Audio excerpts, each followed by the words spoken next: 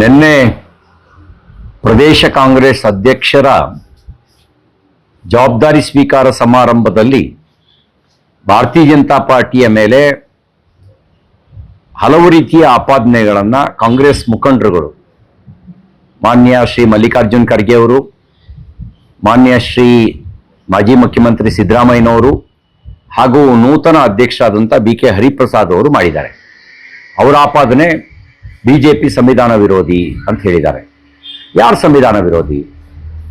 ಸಂವಿಧಾನಕ್ಕೆ ಇದುವರೆಗೂ ಆಗಿರುವ ತಿದ್ದುಪಡಿಗಳು 106, ಅದರಲ್ಲಿ 75ಕ್ಕೂ ಹೆಚ್ಚು ತಿದ್ದುಪಡಿಗಳನ್ನು ಮಾಡಿದ್ದು ಕಾಂಗ್ರೆಸ್ ಪಾರ್ಟಿ. ತಿದ್ದುಪಡಿಯನ್ನು ತನ್ನ ಸ್ವಾರ್ಥಕ್ಕಾಗಿ ಮಾಡಿದ್ದು ಕಾಂಗ್ರೆಸ್ ಪಾರ್ಟಿ. ಅಧಿಕಾರ ದುರುಪಯೋಗ ಪಡಿಸ್ಕೊಳ್ಳೋಕೆ ಮಾಡಿದ್ದು ಕೂಡ ಕಾಂಗ್ರೆಸ್ ಪಾರ್ಟಿ. ತುರ್ತು ಪರಿಸ್ಥಿತಿ ಹೇರಿ ಪ್ರಜಾಪ್ರಭುತ್ವದ ಕತ್ತು ಹಿಸುಕಿ ಸಂವಿಧಾನದಲ್ಲಿ ಕೊಟ್ಟಂತ ಮೂಲಭೂತ ಹಕ್ಕುಗಳನ್ನೇ ಮೊಟಕುಗೊಳಿಸಿ ವಿಪಕ್ಷದ ನಾಯಕರುಗಳನ್ನು ಜೈಲಿಗೆ ಇಟ್ಟಿದ್ದು ಕಾಂಗ್ರೆಸ್ ಪಾರ್ಟಿ.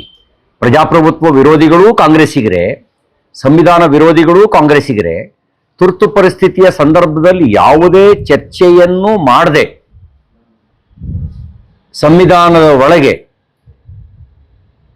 ಸಮಾಜವಾದಿ ಮತ್ತು ಜಾತ್ಯತೀತ ಅನ್ನುವ ಪದವನ್ನು ತುರುಕಿದ್ದು ಕಾಂಗ್ರೆಸ್ ಪಾರ್ಟಿ. ಯಾವ ಪದವನ್ನ ತುರುಕೋದಕ್ಕೆ ಡಾಕ್ಟರ್ BR ಅಂಬೇಡ್ಕರ್ ಅವರು, ಸಂವಿಧಾನ ಶಿಲ್ಪಿ ಅಂಬೇಡ್ಕರ್ ಅವರು ಖಡಾಖಂಡಿತವಾಗಿ ವಿರೋಧ ಮಾಡಿದ್ರು, ಅದೇ ಪದವನ್ನ ತುರುಕುವ ಕೆಲಸವನ್ನ ತುರ್ತು ಪರಿಸ್ಥಿತಿ ಕಾಲಘಟ್ಟದಲ್ಲಿ ಮಾಡಿದ್ರಿ. ನೀವು ಅಂಬೇಡ್ಕರ್ ವಿರೋಧಿಗಳು, ಕಾಂಗ್ರೆಸ್ಸಿಗರು, ನೀವು ಸಂವಿಧಾನ ವಿರೋಧಿಗಳು, ನೀವು ಆಪಾದನೆ ಈಗ ಮಾಡ್ತಿರೋದು ಬಿಜೆಪಿಯ ಮೇಲೆ. ಇನ್ನೊಂದು ಮಾತನ್ನ ನೀವು ಹೇಳಿದಿರಿ, ಪ್ರಜಾಪ್ರಭುತ್ವ ವಿರೋಧಿ ಅಂತ ಹೇಳಿ. ಪ್ರಜಾಪ್ರಭುತ್ವದ ವಿರೋಧಿಗಳು ನೀವೇನೆ.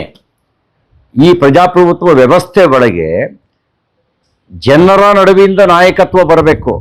ಇವತ್ತು ಪ್ರಧಾನಮಂತ್ರಿ ನರೇಂದ್ರ ಮೋದಿ ಅವರು ಜನರಿಂದ ಬಂದಂತ ನಾಯಕತ್ವ. ನಿಮ್ ರಾಹುಲ್ ಗಾಂಧಿ ಜನರಿಂದ ಬಂದ ನಾಯಕತ್ವನಾ? ಅದು ಡೈನಾಸ್ಟಿ ಪಾಲಿಟಿಕ್ಸ್, ವಂಶ ಪಾರಂಪರ್ಯ ನಾಯಕತ್ವ. ನೆಹರು ನಂತರ ಇಂದಿರಾ ಗಾಂಧಿ, ಇಂದಿರಾ ಗಾಂಧಿ ನಂತರ ರಾಜೀವ್ ಗಾಂಧಿ, ರಾಜೀವ್ ಗಾಂಧಿ ನಂತರ ಸೋನಿಯಾ, ಪ್ರಿಯಾಂಕಾ, ರಾಹುಲ್ ಗಾಂಧಿ ಅನ್ನೋದು ಅದು ವಂಶ ಪಾರಂಪರ್ಯ ರಾಜಕಾರಣ. ಇವರು ಪ್ರಜಾಪ್ರಭುತ್ವ ವಿರೋಧಿಗಳು. ರಾಜಪ್ರಭುತ್ವದ ಮಾನಸಿಕತೆಯಲ್ಲಿ ರಾಜಕಾರಣ ಮಾಡ್ತಕ್ಕಂಥವರು ಪ್ರಜಾಪ್ರಭುತ್ವದ ವಿರೋಧಿಗಳು.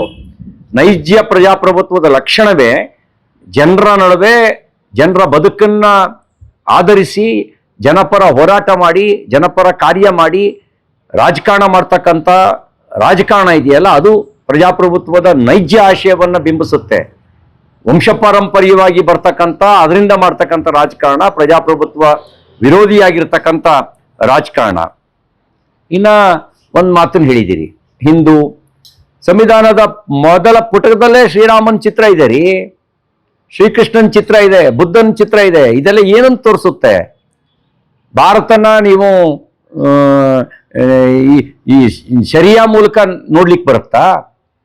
ಭಾರತವನ್ನ ನೀವು ಇನ್ಯಾವುದಾರು ರೂಪದಲ್ಲಿ ನೋಡ್ಲಿಕ್ಕೆ ಬರುತ್ತಾ? ಭಾರತವನ್ನು ನೋಡಬೇಕು ಅಂತ ಹೇಳಿದ್ರೆ ರಾಮ, ಕೃಷ್ಣ, ಬುದ್ಧ, ಬಸವ ಇವರ ಮಾದರಿಯಲ್ಲೇ ನೋಡ್ಬೇಕು ನೀವು.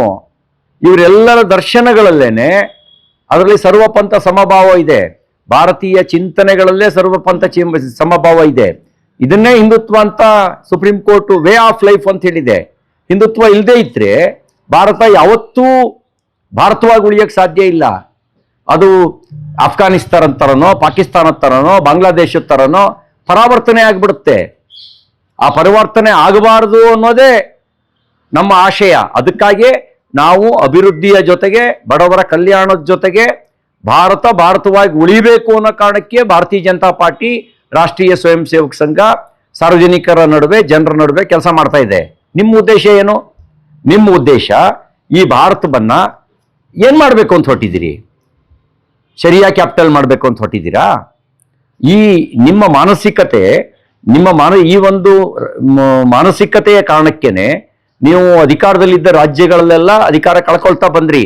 ಹಿಂದೂ ವಿರೋಧಿಯ ಮಾನಸಿಕತೆಯ ಕಾರಣಕ್ಕೋಸ್ಕರನೇ ಅಧಿಕಾರ ಇದ್ದ ರಾಜ್ಯಗಳಲ್ಲಿ ಅಧಿಕಾರವನ್ನು ಕಳ್ಕೊಳ್ತಾ ಬಂದ್ರಿ, ಒಂದೊಂದೇ ರಾಜ್ಯಗಳಲ್ಲಿ. ಹಾಗೆ ಕಳ್ಕೊಳ್ತಾ ಬಂದವರಿಗೆ ಇನ್ನು ಉಳಿದಿರುವ ಈ 1, 2, 3 ರಾಜ್ಯಗಳಲ್ಲೂ ಕೂಡ ನೀವು ಅಧಿಕಾರ ಕಳ್ಕೊಳ್ಳೋದು ಗ್ಯಾರಂಟಿ. ಇದೇ ರೀತಿ ಹಿಂದೂ ವಿರೋಧಿ ಮಾನಸಿಕತೆಯನ್ನ ಇಟ್ಕೊಂಡು ರಾಜಕಾರಣ ಮಾಡಿದ್ರೆ ನೀವು ಇಲ್ಲೂ ಅಧಿಕಾರ ಕಳ್ಕೊಳ್ಳೋದು ಗ್ಯಾರಂಟಿ.